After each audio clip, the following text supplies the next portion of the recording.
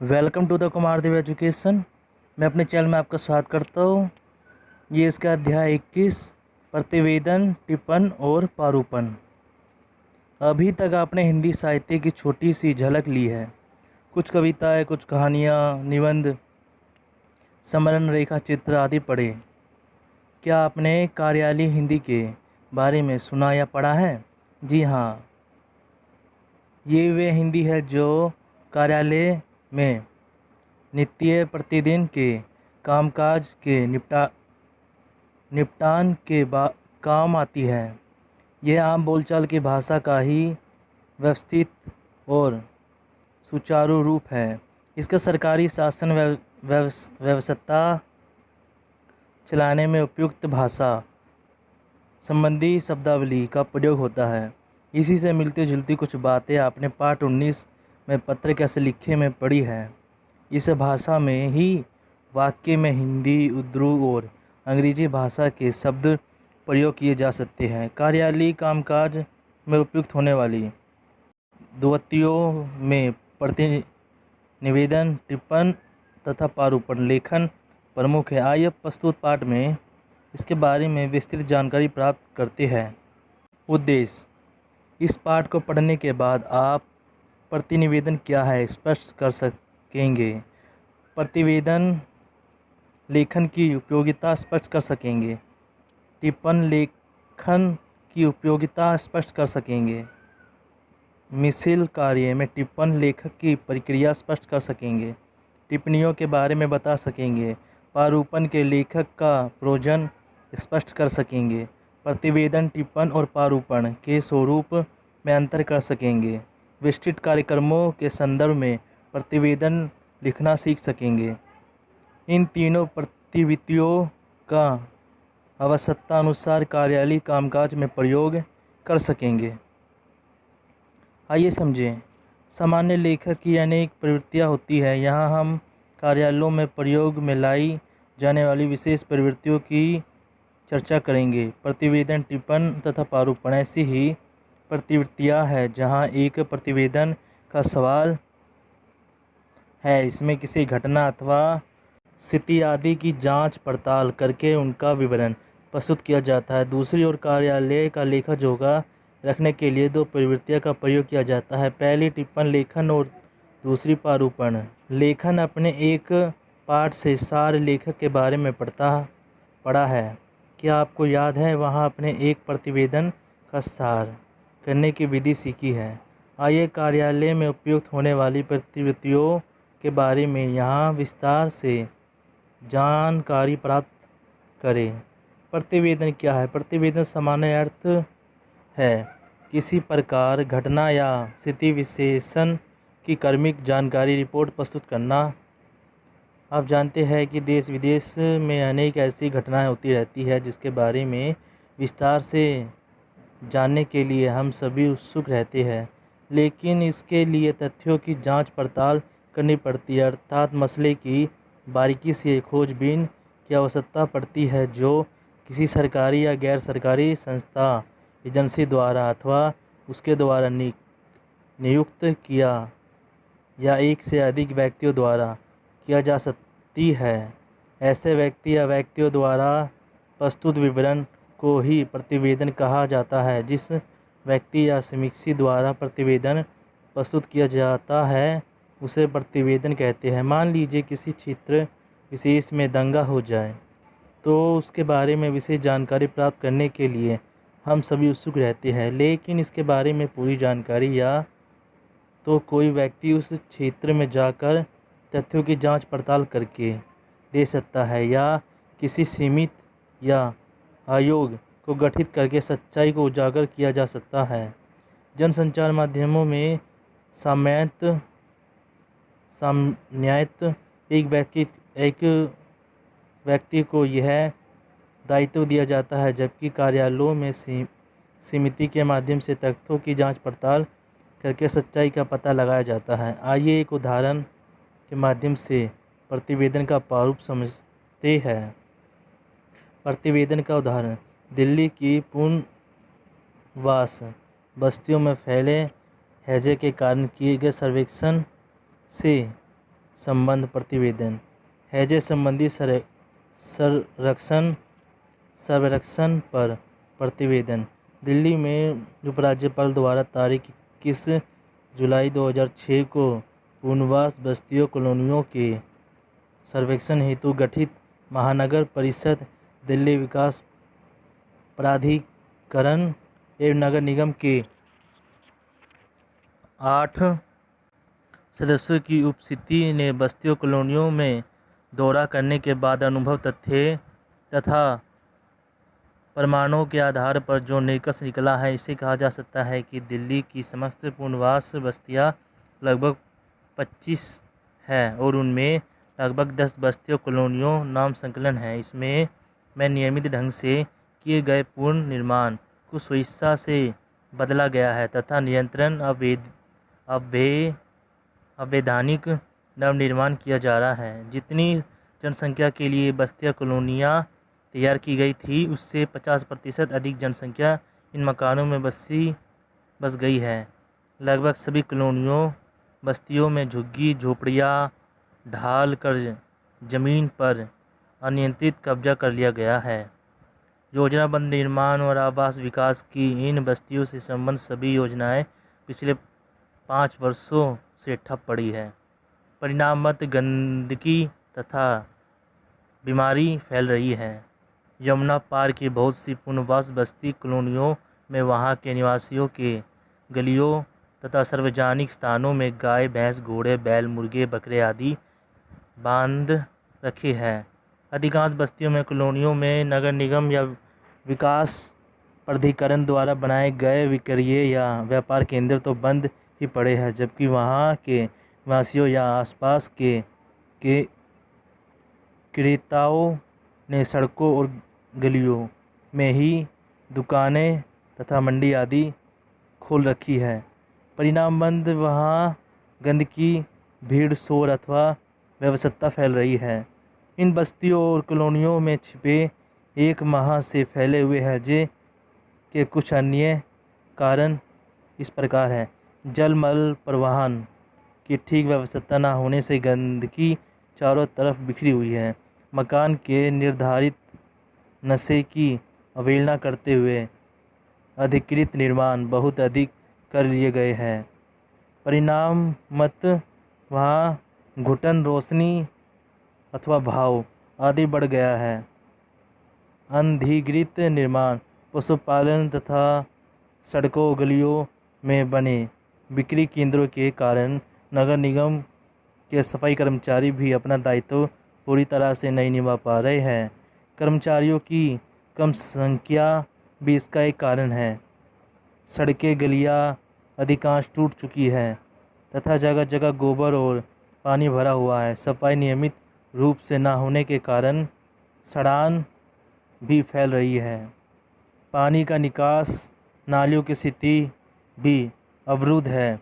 किसी सामूहिक माध्यम के अभाव में यह समस्या बढ़ती जा रही है। बीमारी तथा हैजाग्रस्त बच्चों बूढ़ों महिलाओं और पुरुषों आदि के लिए जिसका केंद्र डिस्पेंसरी या अन्य किसी प्रकार की सहायता उपलब्ध नहीं है। कूड़ा घर के अभाव में चारों तरफ गंद बिखरा है।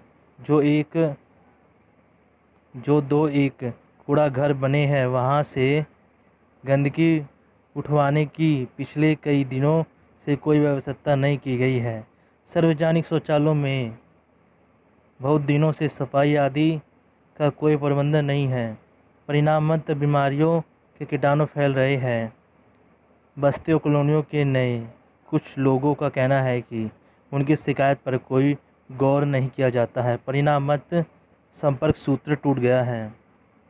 समिति के सुझाव। समिति के पुनर्वास बस्तियों कॉलोनियों में घूमकर लोगों से बातचीत करते हुए कुछ तथ्य जुटाए। इन सभी तथ्यों और प्रमाणों के आधार पर सर्वप्रथम समिति यह अनुभव करती है कि इन बस्तियों को साफ सुथरा व्यवस्थित तथा सुविधा संपन्न बनाए रखने का जो दायित्व नगर निगम या अन्य प्रबंधन विभागों का है, उसे पूरा किया जाना चाहिए। संबंधित अधिकारियों को लगातार की गई शिकायत तथ्य तथा प्रमाण संकलन है, पर कोई ध्यान नहीं दिया गया। अधिकारियों की कर्तव्योपेक्षा के कारणों की अलग से जांच अवश्य की जाए।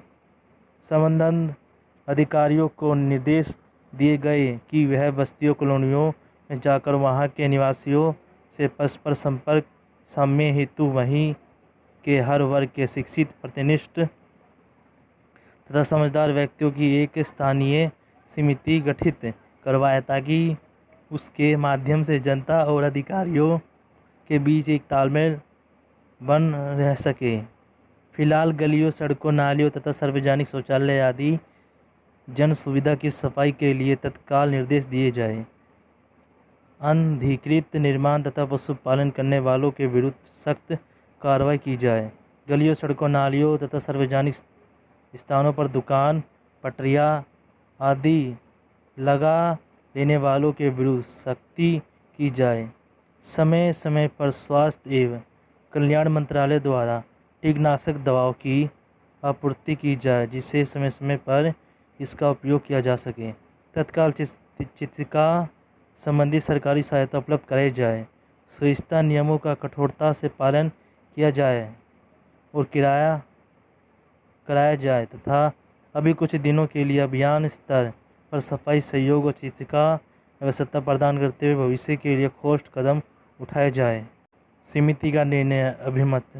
समिति का मानना है कि विकट स्थिति सरकारी अधिकारियों तथा स्थानीय लोगों की लापरवाही से ही नियमित हुई है। अंत संबंध अधिकारियों के विरुद्ध सख्त कार्रवाई की जाए तथा स्थानीय लोगों से स्वच्छता तथा सुचारू व्यवस्था संबंधी नियमों का सख्ती से पालन कराया जाए। साथ ही कम से कम 6 महीने तक सफाई सुधार, सहयोग तथा विकास व्यवस्था का कार्यभार अभियान स्तर पर कार्य करने वाली किसी गंभीर कर्तव्यनिष्ठ तथा जनसेवा संस्था को सौंप दिए जाए। इससे हैजे जैसी खतरनाक बीमारी को रोकने में सहायता मिल सकेगी। संकलन। सभी तथ्यों तथा प्रमाणों की प्रतियां, कुछ चित्र, अलग बस्तियों की विवरणिकाएं, साक्ष्यों के पत्री प्रमाण के रूप में। अध्यक्ष, समिति सचिव हस्ताक्षर, समिति संयोजन हस्ताक्षर, सदस्य हस्ताक्षर, सदस्य हस्ताक्षर, सदस्य हस्ताक्षर। आइए प्रतिवेदन का एक और उदाहरण पढ़ते हैं। इस उदाहरण के आधार पर अब हम प्रतिवेदन की उपयोगिता, उसके प्रमुख तत्व, विशेषताएं तथा प्रतिक्रिया के बारे में विस्तार से चर्चा करेंगे। उदाहरण 2। नशीले पदार्थों का सेवन हमारे देश की ज्वलंत समस्याओं में से एक है। कुछ लोग यह भ्रम फैलाते हैं कि नशा सुस्फूर्तिदायक होता है। कुछ लोग अवसाद, निराशा, अकेलापन के शिकार होकर नशे के आदी हो जाते हैं। वस्तु नशीले पदार्थों का सेवन स्वास्थ्य, परिवार, समस्त देश को हानि पहुंचाता है। आपने सुना होगा कि अंतर्राष्ट्रीय स्तर के खिलाड़ी भी जीतने के लिए नशीली दवाई लेते हैं, लेकिन पकड़े जाने पर वह केवल उनका जीवन बर्बाद हो जाता है, उनके देश के नाम पर भी बट्टा लगा जाता है। नशे की प्रवृत्ति विशेष रूप से किशोरों, युवाओं में एक जैसी बीमारी है जिससे विश्व के लगभग सभी देश चिंतित हैं। प्रमाण के रूप में इस प्रतिवेदन को पढ़ते हैं। किशोरों, युवाओं में मादक पदार्थों के बढ़ते सेवन पर चिंता। दुनिया भर में किशोरों, युवाओं में मादक पदार्थों के बढ़ते सेवन के मसलों पर चिंता जताते हुए संयुक्त राष्ट्र के मादक पदार्थ और अपराध विभाग ने अपने संदेश में कहा है कि हमें बच्चों को मादक पदार्थ से अलग रखने और बच्चों को ये बताने की ज़रूरत है कि मादक पदार्थ बच्चों का खेल नहीं है। UNODC तथा ROSA के प्रतिनिधि गैलरी लेविस ने कहा है कि भारत के स्कूलों के पाठ्यक्रम में इतने दुष्प्रभावों के बारे में बच्चों को जानकारी देनी चाहिए और इस पूरी प्रक्रिया के अभिभावकों को भी जोड़ना चाहिए। मादक पदार्थों के सेवन और तस्करी के विरुद्ध अंतर्राष्ट्रीय दिवस के अवसर पर UNODC के कार्यकारी निर्देशक ओडिया मारिया कोस्टा ने अपने संदेश में कहा है कि हमें बच्चों को मादक पदार्थ से अलग रखने और बच्चों को ये बताने की ज़रूरत है कि मादक पदार्थ बच्चों का खेल नहीं है। मादक पदार्थों की विनाशनात्मक शक्ति के बारे में किशोरों को जागरूक करने और इनके खतरनाक प्रभावों से उन्हें दूर रखने के उद्देश्य से UNODC ने प्रतिवर्ष 26 जून को बताए जाने वाले इस दिवस का विषय इस वर्ष बच्चों का खेल नहीं है ड्रेस बनाया है। इस अवसर पर भारत के विभिन्न कार्यक्रम आयोजित किए जाएंगे। केंद्रीय सामाजिक न्याय और अधिकारिता मंत्री मीरा कुमार एक राष्ट्रीय जागरूक अभियान की शुरुआत करेगी, जिसका उद्देश्य लोगों को मादक पदार्थ के कुप्रभावों के बारे में सूचित करना है। यह अभियान महानगरों के साथ साथ पूर्वोत्तर राज्यों के शहरों में भी शुरू किया जाएगा। आगामी समय में इस अभियान को ग्रामीण क्षेत्रों में भी बढ़ाने का लक्ष्य है। दूसरी तरफ UNODC वह ROSA के प्रतिनिधि गैलरी गेसिक ने कहा है कि भारत मादक पदार्थों की तस्करी के मार्ग पर पड़ता है। इसके पश्चिमोत्तर में जहां गोल्डन क्रिसेंट है, वहीं इसकी पूर्वोत्तर सीमा पर गोल्ड ट्रायंगल स्थित है। ऐसे में यहाँ किशोरों तथा युवाओं ने इस लत के पनपने का अधिक खतरा है। उन्होंने यहाँ की अपनी सरकार को सुझाव दिया कि मादक पदार्थ के खतरों, दुष्प्रभावों और जागरूकता के बारे में कक्षा 6 से 12वीं तक के पाठ्यक्रम में जानकारी सम्मिलित की जाए। लेविस ने कहा है कि इस समस्या के बारे में हमें भारत शिक्षा के बोर्डों के लिए मॉडल तैयार कर रहे हैं। CBSI और NCERT की ओर से हमें सकारात्मक प्रतिक्रिया मिली है। लेविस ने कहा है कि ब्रिटेन तथा दक्षिण अफ्रीका के स्कूलों की भांति भारत के स्कूलों में भी इस बारे में कुछ निश्चित दिशा निर्देश होने चाहिए। इससे लेखन अपने प्रतिवेदन के 2 उदाहरण पढ़े। आपने ध्यान दिया होगा, पहला प्रतिवेदन एक समिति द्वारा जांच पड़ताल कर आंकड़ों सहित प्रस्तुत किया गया है। इस समिति के 5 सदस्य हैं। समिति सचिव, समिति आयोजन साथ 3 अन्य समिति के सदस्य। ये भी सदस्य मौके पर पहुंच कर जांच पड़ताल पर परिणाम जुटाते हैं, आंकड़े लेते हैं, स्थिति का मुआयना करते हैं, तब अपना प्रतिवेदन प्रस्तुत करते हैं। चित्र, प्रमाण, आंकड़े आदि संकलन आदि के रूप में लगते हैं। इसमें सभी के हस्ताक्षर होना अनिवार्य होता है। दूसरा उदाहरण एक समारोह का प्रतिवेदन है। ये समारोह मादक पदार्थों के सेवन तथा तस्करी के विरुद्ध अंतर्राष्ट्रीय दिवस के अवसर पर आयोजित किया गया है। यह किसी एक व्यक्ति द्वारा लिखा गया है। इसे पढ़कर हमें उस समारोह में हुई संपूर्ण गतिविधियों का विवरण प्राप्त हो जाता है। समारोह का आयोजन कब, किसने, क्यों किया, कौन कौन लोग उपस्थित हुए, किसे क्या सुझाव दिया आदि सब कुछ स्पष्ट हो जाता है। इन दोनों उदाहरणों की भाषा पर भी ध्यान दीजिए।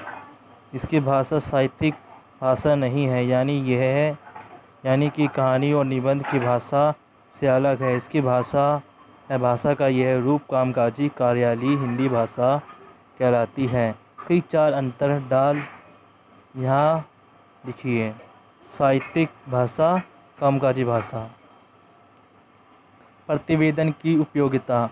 आजकल प्रतिवेदन लेखक के महत्वपूर्ण कार्य के रूप में स्वीकार किया जा रहा है। प्रतिवेदन व्यक्ति या समिति विभिन्न अज्ञात तथ्यों की जांच, सर्वेक्षण, अन्वेषण, साक्षात्कार तथा विश्लेषण आदि से जो निष्कर्ष निकलता है, उन्हें जनहित को ध्यान में रखते हुए प्रस्तुत करता है। अंत जब भी कोई विषय, मसला, मुद्दा सामान्य जनता के विरुद्ध होता है तो उस विवादास्पद विषय का छानबीन करना आवश्यक हो जाता है। ऐसी स्थिति में ही प्रतिवेदन की जरूरत पड़ती है। सरकारी, अर्ध सरकारी या गैर सरकारी कार्यालयों तथा संस्थाओं में छोटी बड़ी अभिनेताओं, गड़बड़ियों और विवादों की जांच तथा उनकी रिपोर्टों आदि की आवश्यकता बनी ही रहती है। प्रतिवेदन के मुख्य तत्व। घटना या स्थिति विशेष। प्रतिवेदन का मुख्य तत्व है जब किसी अविदिता प्रश्न, घटना, दुर्घटना, ज्वलंत समस्या, स्थिति, अभिनेता आदि की जानकारी पर कार्रवाई की जानी होती है, तभी प्रतिवेदन लिखा जाता है। मनोनीत प्रतिवेदन या गठित समिति की नियुक्ति। किसी घटना या स्थिति की संपूर्ण जानकारी के लिए किसी व्यक्ति को जिम्मेदार सौंपी जाती है या एक समिति गठन करके मसले की सच्चाई तक पहुंचने का प्रयास किया जाता है। सूक्ष्म निरीक्षण तथा पूर्ण जांच पड़ताल के माध्यम से ही समस्या की जड़ तक पहुंचा संभव होता है। चूँकि किसी भी समस्या की अनेक कुत्थियाँ होती हैं, इसलिए उनके सभी पक्षों को उजागर करना कठिन होता है। प्रमाण तथा तथ्य अर्थात प्रतिवेदन की प्रामाणिकता दिए गए साक्ष्यों तथा तथ्यों पर ही निर्भर करती है। सुझाव तथा सिफारिशों के माध्यम से ही प्रतिवेदन अथवा समिति अपने विचारों को अभिव्यक्त करती है। निश्चित अवधि में ही प्रतिवेदन को प्रस्तुत करना होता है, क्योंकि कोई भी विषय सामयिक महत्व का होता है। उपयुक्त तथ्यों के आधार पर प्रतिवेदन की विशेषता इस प्रकार है।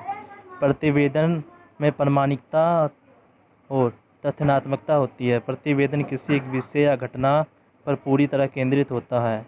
प्रतिवेदन पूर्णतः निष्पक्ष तथा तथ्य विवेचन पर आधारित होता है। प्रतिवेदन की भाषा स्पष्ट, सरल, सहज और प्रभावी होती है। प्रतिवेदन लेखन की प्रक्रिया। प्रतिवेदन लिखने के लिए पूरी योजना बनानी पड़ती है। इस योजना को क्रमबद्ध तरीके से इस प्रकार देखा जा सकता है। प्रतिवेदन प्रतिक्रिया का पहला चरण है। संबद्ध विषय का गहन अध्ययन करते हुए उसके उद्देश्य को ध्यान में रखना। उद्देश्यों के रूप में कार्य प्रक्रिया की रूपरेखा बनाना। प्रतिवेदन संबंधी विषय संबंध तथ्य, चित्र, सूचना, आंकड़ों आदि का प्रमाण एकत्रित करना। अनेक लोगों से मिलकर तथा पक्ष विपक्ष के विचारों के अवगत होकर सूचना एकत्रित करना।